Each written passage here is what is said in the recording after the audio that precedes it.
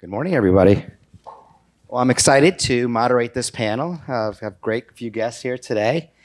So today we'll talk about creating an end-to-end frictionless commerce solution. I have Haleon and Digitas here. We have a couple of great topics to speak about today. Before we dive into the topics, I guess Christa and Kelly, can you briefly cover your roles and responsibilities at your respective organizations, and then we'll go from there. Hi, I'm Kelly Kavanagh. I'm the U.S. Commerce Media Director at Haleon. My role is helping basically manage the paid media for our commerce media investments. So a lot of my team's focus is on the retail media network partnerships and relationships we have, but then also really trying to drive a whole mission around connected commerce across the full funnel of our media strategy in the organization in the U.S. And I'm Christa Klausner. I lead the Commerce Center of Excellence within Digitas. Digitas is one of the agencies that's a power of one solution across Publicis for the Haleon brand. And I'm responsible for building out our media capability that's tied to commerce. So thought leadership, hiring, training, and just building in shoppability and retail media across all of the clients that we have, whether it's direct to consumer, CPG, fast moving goods, all of our brands. Cool, thank you. Before we go into our topics, one more. So Haleon was a recent name change from GSK. Maybe Kelly can give us a little tidbits on the strategy behind the name change and anything else you can share. Yeah. So Haleon is not a name many are familiar with, but I bet 70% of you, is the stat, has one of our products in your house. So we are actually, we spun off July of last year from GlaxoSmithKline Pharmaceutical, and we are a standalone consumer healthcare products organization. So global footprint, we have brands that you are all familiar with, hopefully, Tums, Advil, Sensodyne, Chapstick, Centrum, Robitussin, and the list goes on. So Haleon is a new name, but really well-established brands that we've been taking care of for a number of years. Great. So today we're going to talk about the strategy, the structure, the staffing, and then new focus areas for Haleon and Digitas in partnership. So the first topic will be about strategy. I guess for Kelly, can you speak a little bit about the last few years about the commerce strategy at Haleon and the different things you've been focusing on?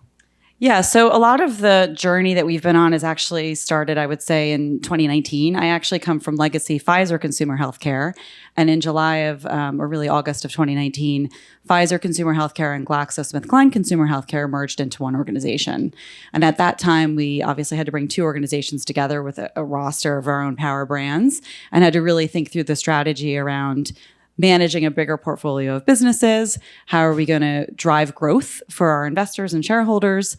And a lot of it comes from obviously setting a goal to drive, household penetration and sales growth. And to do that, we're really heavily relying on our driving e-com sales growth.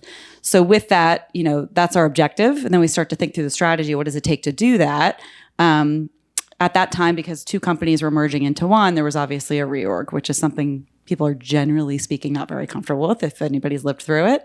But we really started to, and I say we as if I were in the room making these decisions. I was really a resultant of it. But, merging the groups and knowing that e-commerce was such an important imperative to the organization to drive growth. We actually had a dedicated, at least in the US, digital commerce team that was, holistic. So my media role at the time was part of a digital commerce team, reporting up into the leader of that team who was responsible for driving all of the sales. There's also content responsibilities in there, sales strategy, and really kind of its own little micro organization within the broader organization. That was when the companies first came together. So separate, I play a media role managing paid media, but this role was separate from the media organization that was really managing the full funnel model across the rest of the communications plans. As we've been evolving, and I think as the industry's been evolving because it's becoming much more mainstay, my role in, 2021 actually moved back into the broader media organization. The digital commerce team really moved into the sales organization for the most part, and we really started to embed all of these digital commerce capabilities into the broader organization as a whole. So I liken it actually when we were talking about setting this up, when we think back to 20 years ago, I worked in a media agency and we talked a lot about digital marketing and this thing called digital media. And we were trying to get our clients to invest 5% of their media spend in digital media. And that was a big, ambitious goal and recommendation. And now, and if you were responsible for that, you had digital in your title. Well, now, digital marketing is an everyday expectation of any marketer. So while some people still have that in their title, we're really all responsible and expected to know and understand and live into having and activating digital marketing as a component of our overall strategy. We went from 5% at that point to many brands have like 65% of their investment in digital media. And we're kind of at that turning point, I think, from a digital commerce media standpoint too, where we're starting to say, well, what do we want to achieve? What do we think is really important? And commerce needs to be an imperative in our overall strategy. So we've really started to embed the commerce capabilities into the broader organization at Haleon. And Christa, for you on the Digitas Publicis side, how has the commerce strategy, I guess, evolved in the last few years? Yeah, so now we're focused on meeting consumers where they're spending a majority of their time and trying to influence their decision as close to the point of purchase where possible, but also getting them closer to that point of purchase wherever they're spending time. So at Digitas, we focus on both paid and owned environments. And I love this language, moving consumers from like to love to loyal. So not just from a paid perspective, but also CRM, keeping them in with the brand. And then from a publicist standpoint, we are focused on building a suite of solutions that are built both on tools and services across full end-to-end. So when we think about people, so your audiences, products, your catalog, placements, so actual inventory of media itself, and then also platforms. So whether they are your owned platforms or they are media platforms. And just an example of the evolution, within the past couple of years, Publicis has purchased Profitero, one of the digital shelf insight tools. And we're building solutions on top of the platform itself. So both from a media and a content perspective, we now have solutions that you can get more out of just the data and the insights that you get from Profitero. So media, we're looking to connect Profitero into Sky and PackView so that you can leverage all the keyword insights to now take action on that for all of your campaign automation. And then we're also building in services on top of being able to get digital shelf insights from all your content that you're scraping across product detail pages from yourselves and competitors, and now at scale, building out the content that you can now implement across Amazon, Walmart, all of the retail landing pages.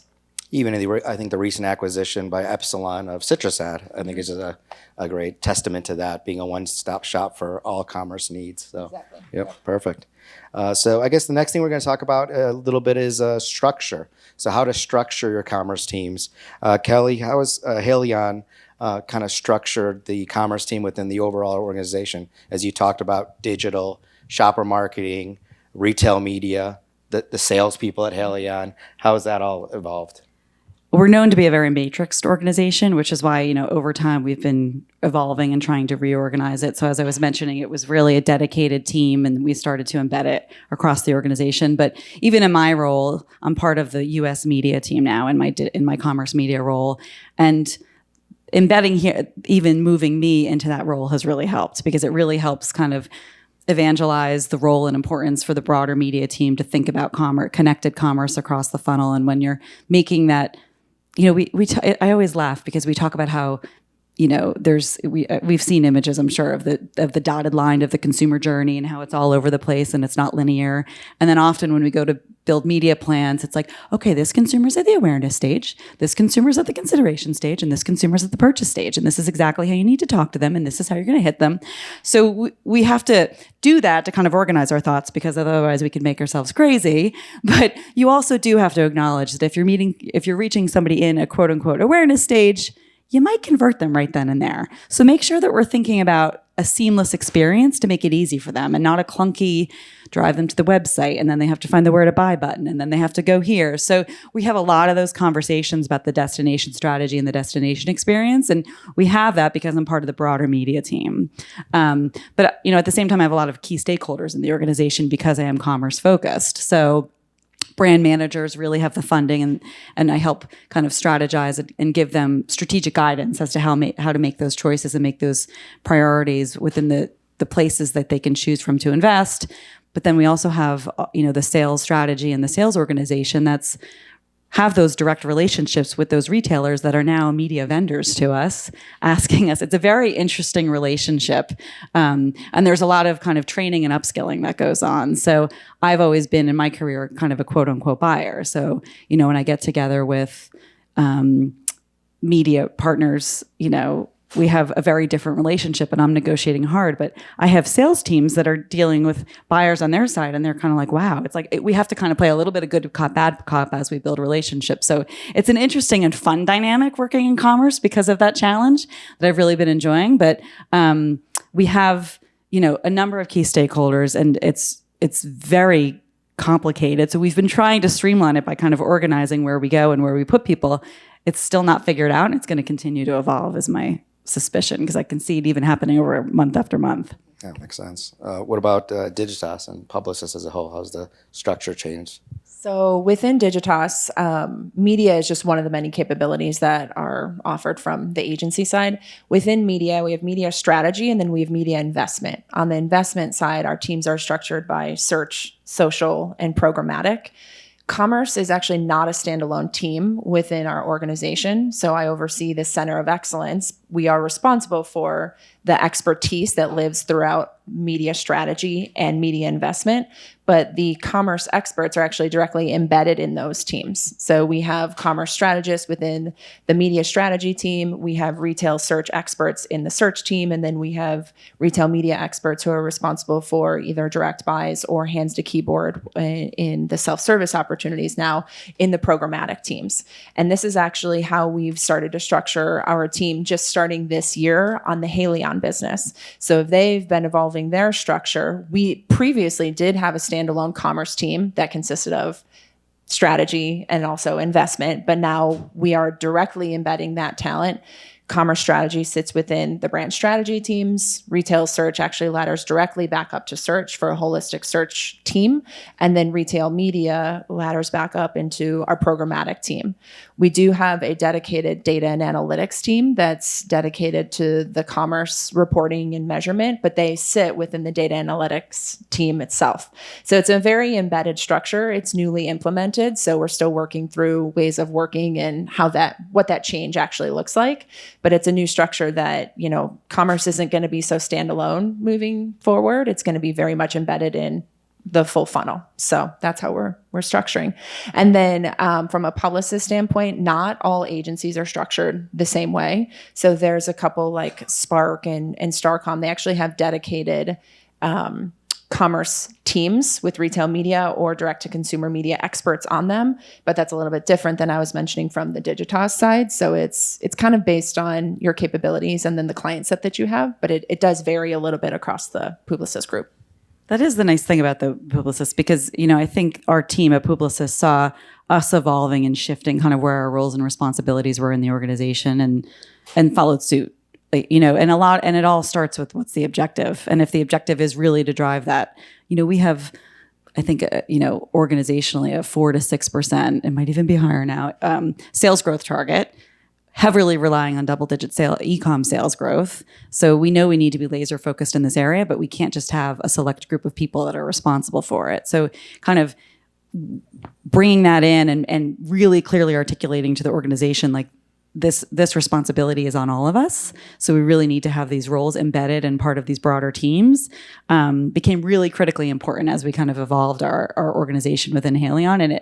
And it makes sense that we've really been working with Publicis so that they also are following suit to ladder up and support our business needs, which has been nice. Yeah, the customization is great by the agency side. So staffing. I know staffing can be challenging for these evolving teams in commerce, retail media, shopper marketing. Sometimes you have to have all those skills together to have a commerce role. Kelly, can you give us a little insight into staffing some of these teams and finding talent in different areas? Do they all sit at headquarters? Do you have remote? Yeah. I think I mentioned I come from a traditional media background, so media planning and strategy. I have one direct report who actually comes from shopper marketing, and she even worked on the retail on the sales side at one point. So in shopper marketing areas. So you kind of from a staffing perspective, you have to be, I think, open to say what are transferable skills from where people have been, because it is an area that people are still kind of developing into. But we have headquarters in New Jersey. Often their roles are in New Jersey, but we are showing a little bit more flexibility, particularly when we have strong internal talent that we want to keep growing and encouraging to remain at Haleon. So we do have some remote roles. It kind of depends on the situation and the business case for it, because a lot of the key stakeholders from a commerce perspective are kind of all over the country, because we do support shopper marketing and sales teams as well as the brand teams that are in Warren. We have been able to have some remote flexibility. But generally speaking, we do have people in the headquarters. I'm sure everyone's like, oh, what's the work related? We're highly encouraged to come in 2 to 3 days a week. And I have to say, I've really started to make sure that I've been doing that. I have a 13-minute commute, so I really can't complain. But even some days you go, oh, I'm really comfortable in my leggings. And it is really beneficial. So if people are trying to, drag their feet to get back into the office, there is value in it. And we were just saying this at breakfast. There's value in just being in person and getting to reconnect with people in the industry again. So it's a mix. We often, but to your point, because talent is unique in this area, it becomes a need state in terms of where people are and if there's flexibility for remote. And we do have a bit more remote employees, I'm finding, over time. But typically, the encouragement is let's try to find people that can come in person to some degree. And then from there, we'll kind of figure it out. And then, from the agency side, we've been working on staffing. And this is one of those things where we've really been trying to encourage cross-pollination and experience across. I'm fascinated because when I started in media 25 plus years ago, I had to learn all of the different media, whereas now I feel like people kind of grow up in their certain very linear area. So we've really been trying to encourage commerce as this growing area of focus to encourage rotations within the team. And I think there's been some receptivity to it, which has been nice. Kelly's husband will also bring her meals, which is another reason why she doesn't always have to come into the office. What about on the agency side? Can you share a little bit on the staffing? Yeah, it's incredibly competitive right now within the industry to find commerce talent and to get people to move. So compensation, definitely number one on the list. You try and be as competitively compensating as possible. We are very open to remote workers, so that obviously shifted within the past couple of years. Anybody that's going to be highly interacting with Kelly directly, we want to make sure, and her team, we want to make sure either New York or New Jersey based. That's really important for us. But for the rest of the team, you can be close to any publicist office. You can work remote. It's really about finding the right talent who's going to be dedicated to the business and show passion.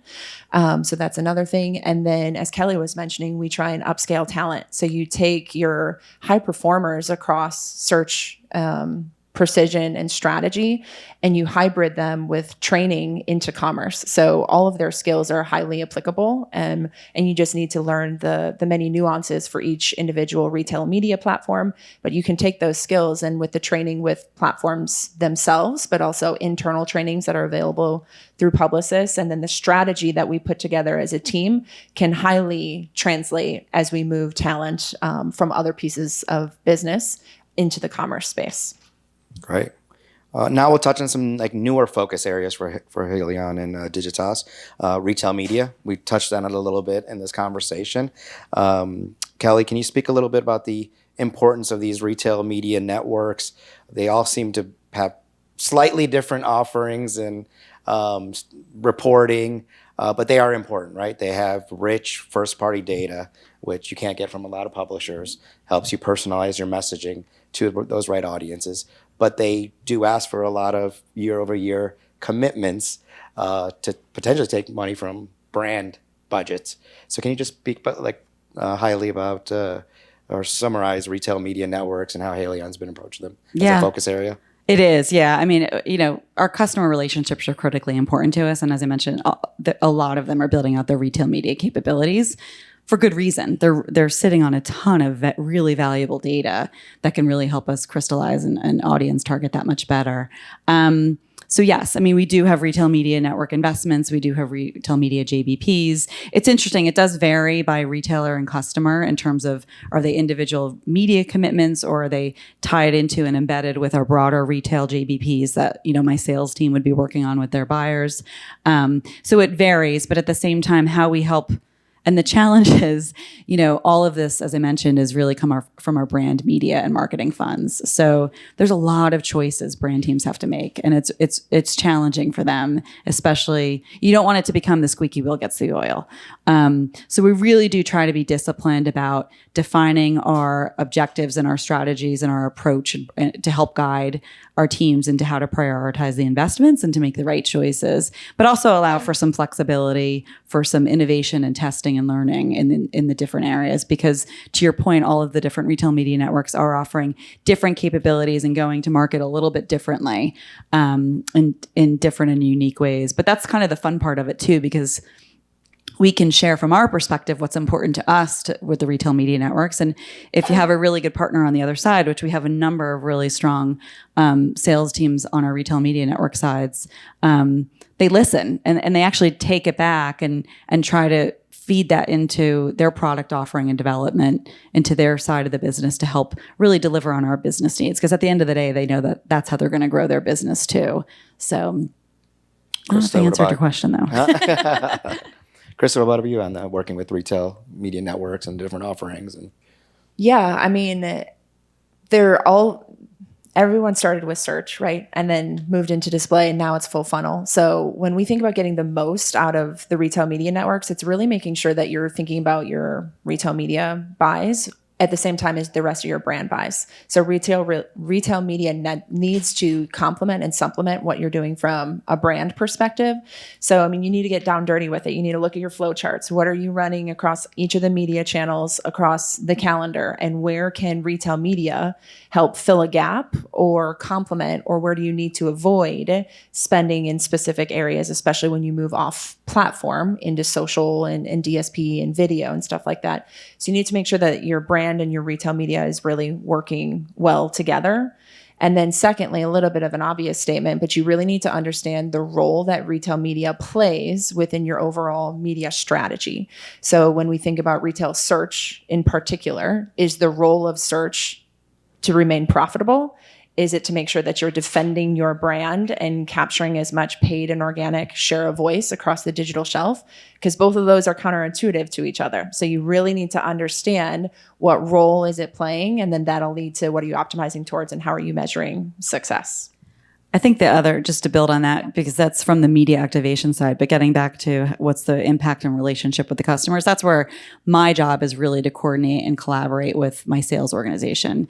Because if we have the retail media networks asking us for incremental spending, and my sales team is trying to sell in new product innovation and not getting the shelf space, I can't justify that investment. So it really becomes really critical to stay connected and lockstep with the folks on the other side of the business that I'm working with. And it's benefited us from really making sure that we're kind of lockstep with the stages. And, depending on the retailer and the customer, their timelines aren't necessarily always the same. Sometimes there's retail negotiations happening ahead of the media JBPs.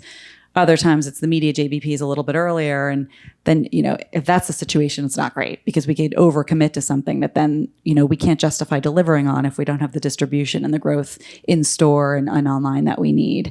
So it is becoming even more critical to make sure that we're talking to and collaborating with people even beyond just the comms and the kind of the go-to-market side of the business. I know we have a few minutes left, so let's cover the one last topic, social commerce. I know that's another big focus area. Kelly, can you elaborate on some of the things you're looking at in that space, TikTok, Snap, Meta, et cetera? Yeah. So we're just starting to really crystallize our strategy, admittedly, in social commerce. I think it's a passion point of our leadership to really start to define a roadmap to make sure that we learn into it and build the strategy and think and envision kind of where we want to be in the future, and then figure out the right roadmap and how to get there. So definitely experimenting. Meta is obviously a big reach driver, so it's an area that we've played in for years. Now it's a matter of how do we think about and activate to drive that conversion a little bit more seamlessly than driving people off of the platform to go to our website to blah, blah, blah, and say, forget it. I'm just looking for a $6.99 bottle of Advil. This is too much work. So working through those kind of capability builds internally and getting with the right partners. Influencer strategy, it's really managed more from our earned side of the business, but that's another team that we're really trying to be lockstep in as we start to build this out. And experimenting. So we did have our first paid TikTok activation in fourth quarter where we drove, and we used influencers to really help. It was actually a multi-brand campaign, which was exciting to drive to GoPuff activation. So there were some learnings there. Because we're such a broad business and we have full distribution across the country, GoPuff is great because it's a younger consumer that we're going after, but there's obviously a lot of more opportunity to figure out how can we get this with some of our bigger customers and retailers and build out those activations. So it's definitely important. It's definitely an area that we're really starting to be laser focused on this year to really define more tightly. Great. I think probably time for questions. I would love to try to grab one question from the audience.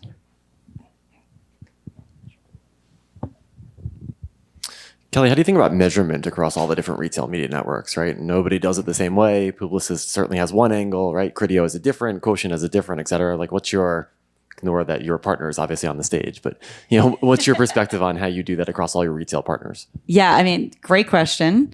Wish I had the perfect answer. The objective that we have is driving growth. So driving growth and incrementality. So, some of the retail media networks are better about being able to measure that and show proof of value there. And the other ones we're pushing to say, hey, we're getting this here. This is a critically important need for us. A lot of the business choices that we make in our organization, and I might make some people cringe, but it comes down to market mix ROIs. So, some people claim that there's gaps with market mix ROIs. The fact of the matter is, as I mentioned, brand teams have a lot of choices they need to make. So they do need one source of truth. And that's a first point that they make. So are there holes in the data? Yes. So how can we fix that? Rather than just complain that the data isn't great because it's a big garbage in, garbage out, how can we fix it on both ends? Get all the data that we can to come into that read, but then also make sure that the base of sales that we're measuring is capturing the full value and is capturing the e-com sales component. So, that's kind of a first place. But then from a measurement standpoint, unfortunately, the most common denominator with retail media networks is ROAS. And it still is a number that we look at, but you could ROAS yourself into absolutely no growth.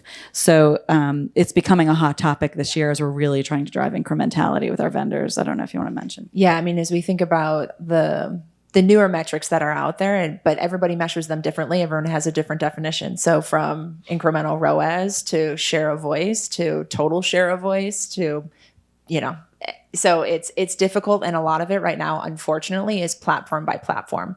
So it's easy to measure success within each retail media network itself. It's really difficult to measure success across the board and how they're performing compared to each other, and then making those justified decisions on where to continue to spend and how much across each one. But unfortunately for right now, it's a little bit platform by platform. All right. Thank you.